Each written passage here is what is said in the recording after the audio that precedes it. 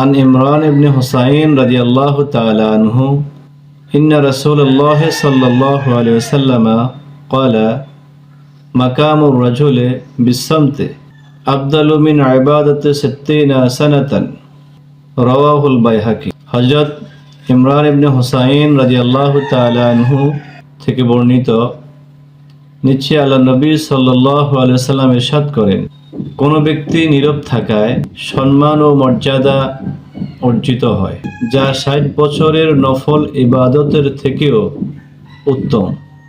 বাইহাকি শরীফ। এই হাদিসের মাধ্যমে আমরা শিক্ষা অর্জন করতে পারি, নীরব থাকা কোনো সময়ে ইবাদতের থেকেও মূল্যবান। নিজের জিহ্বাকে নিয়ন্ত্রণ রাখি, অন্যের সম্মান রক্ষা করি এবং নীরবতার মাধ্যমে আল্লাহ সন্তুষ্টি অর্জনের চেষ্টা করি, কারণ নীরবতা ঈমানের অলংকার। আল্লাহ তাআলা আমাদেরকে মুখকে হেফাজত করার তৌফিক দান করুক। আমিন।